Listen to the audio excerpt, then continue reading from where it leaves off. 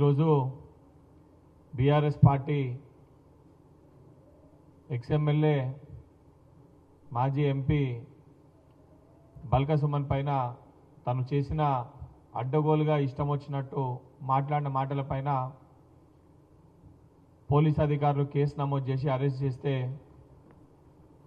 ఏదో ఉద్యమకారుని అరెస్ట్ చేసిండ్రు లేదా ప్రజల బాగు కోసము ప్రజల మేలు కోసము కొట్లాడితే అరెస్ట్ చేసినట్టు బీఆర్ఎస్ పార్టీ కవరింగ్ ఇచ్చి ఆ రకంగా బిల్డప్ కొడుతుంది.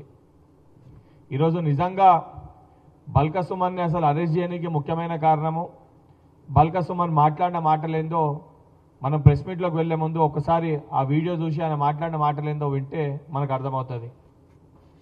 మన ఏరియాలో కొన్ని రైల్వే లైన్లు ఉన్నాయి.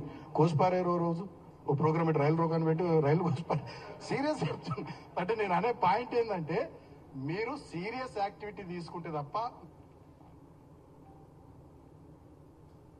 ప్రజలకి సంబంధించి ప్రజలు ప్రయాణించే రైలు పట్టాలని కోసిపడేయండి అని చెప్పి చాలా అవహేళనతోటి ఎగతాళితోటి నవ్వుకుంటా ఒక పైశాచిక ఆనందం పొందుతూ కోసిపడేసేయండి అని చెప్పి కార్యకర్తలకి పిలుపునిస్తుండు. నిజంగా మీకు కోపం ఉంటే లేదా మేము అధికారంలోకి రాలేకపోతున్నామని వ్యక్తిగతంగా మాపైన కోపం ఉంటే మాపైకి రండి, మాపైన కొట్లాడకి రండి, లేదా మాపైన దాడి చేస్తామని చెప్పి మాట్లాడండి. కానీ సామాన్యమైన ప్రజలు ఎస్సీ ఎస్టీ బీసీ మైనారిటీ బడుగు బలైన వర్గాలు మధ్యతరగతి కుటుంబాలు ఈరోజు రైల్లో ప్రయాణిస్తారు.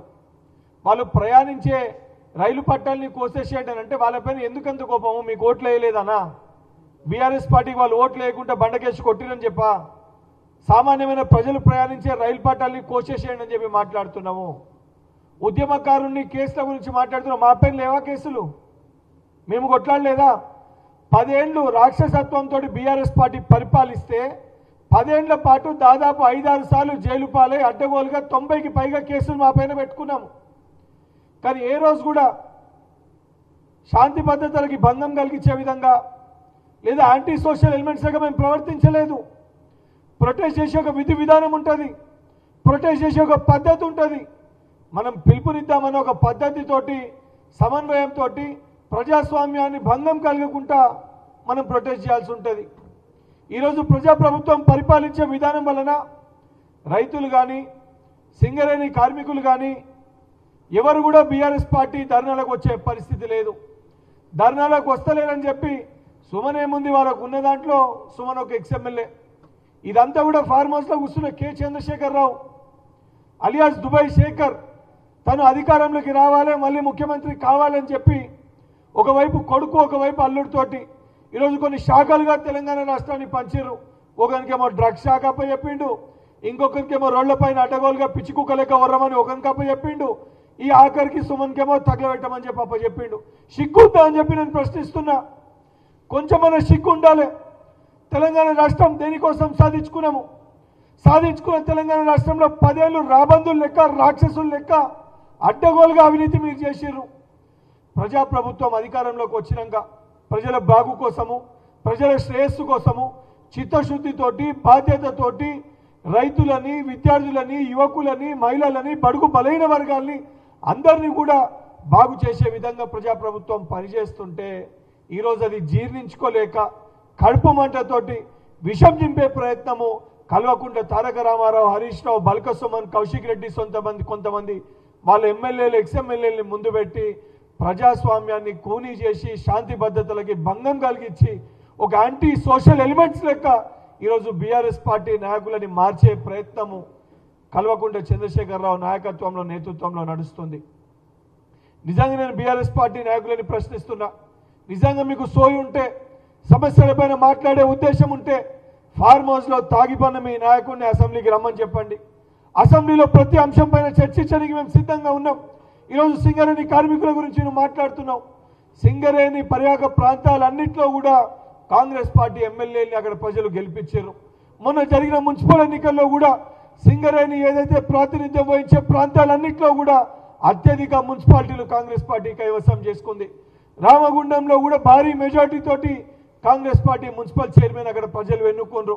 ఈరోజు సింగరేణి కార్మికులు కూడా సింగరేణి ప్రాంత ప్రజలందరూ కూడా కాంగ్రెస్ పార్టీకి పట్టం కట్టారు. ఇవన్నీ మీకు కూడా తెలుసు. మీరు ఏ ధర్నాలు చేసినా ఆ ప్రజలు మీ వెంట వస్తలేరు, రైతులు మీ వెంట వస్తలేరు, సింగరేణి కార్మికులు మీ వెంట వస్తలేరు. మీ వైపు ఎవరు కూడా పట్టించుకునే పరిస్థితి లేదు. పట్టించుకుంటలేరని చెప్పి కోపంతో అక్కసుతోటి సామాన్యమైన ప్రభుత్వ ఆస్తిని ఈరోజు ధ్వంసం చేయండి, అంటబెట్టండి అని చెప్పి సిగ్గు లేకుండా బల్కసుమన్ మాట్లాడిన దానికి ఈరోజు పోలీస్ అధికారులు చర్యలు చేపడితే ఏదో ఘనకార్యం చేసినట్టు, ఏదో గొప్ప కార్యక్రమం చేసినట్టు బీఆర్ఎస్ పార్టీ నాయకులు ఏదైతే సంకల్ గుద్దుకొని సుమన్కి సపోర్ట్ చేస్తున్నారో తెలంగాణ సమాజం ఇవన్నిటినీ గమనిస్తుంది. తెలంగాణ సమాజం మీ భాగవతాన్ని మొత్తం చూస్తుంది. ఒకవైపు తెలంగాణ రాష్ట్రంలో అడ్డగోలుగా డ్రగ్ కల్చర్ని ప్రమోట్ చేస్తున్న కేటీఆర్, ఏదైతే మీ నాయకుడిగా ఉన్న పైలట్ రోహిత్ రెడ్డి మీ భాగవతాన్ని ప్రజలు గమనిస్తున్నారు. ఏదైతే తెలంగాణ రాష్ట్రంలో శాంతి భద్రతలకు భంగం కలిగించే విధంగా కౌశిక్ రెడ్డి భాగవతాన్ని కూడా తెలంగాణ రాష్ట్ర ప్రజలు చూశారు. ఈరోజు సుమన్ మాట్లాడిన మాటలు కూడా ప్రజలు ఇవన్నింటినీ గమనిస్తున్నారు. తప్పనిసరిగా మీ వైఖరి మారకపోతే రానున్న రోజులలో బీఆర్ఎస్ పార్టీని తెలంగాణ రాష్ట్రంలో శాశ్వతంగా బొందబెట్టే రోజు వస్తుంది. తెలంగాణ ప్రజలు తెలంగాణ ఆస్తుల్ని ధ్వంసం చేసి ప్రజల సొమ్ముని ఏదైతే దుర్వినియోగం చేసి ప్రజల్ని ఇబ్బంది పెట్టి ప్రభుత్వ ఆస్తుల్ని ధ్వంసం చేయాలని మాట్లాడే నాయకులకి తగిన గుణపాఠం నేర్పిస్తారు. పోలీస్ శాఖకు కూడా నేను విజ్ఞప్తి చేస్తున్నా, సుమన్ సొంటి వ్యక్తులకి కఠినమైన సెక్షన్లు పెట్టి వాళ్ళపైన ఏదైతే పీడీ యాక్ట్ని పెట్టి ఇటువంటి మాటలు మాట్లాడితే తెలంగాణ రాష్ట్రంలో ప్రభుత్వం ఊరుకోదు, పోలీస్ శాఖ కూడా ఉపేక్షించదు అని సుమన్ కేసు ఒక ఎగ్జాంపుల్ లెక్క రేపొద్దున ఎవడన్నా ఈ రకంగా మాట్లాడాలంటే ఒంట్లో భయం పడే విధంగా, భయపడే విధంగా, భయం వచ్చే విధంగా పోలీస్ శాఖ చర్యలు చేపట్టాలని చెప్పి మీడియా ద్వారా విజ్ఞప్తి చేస్తున్నాను.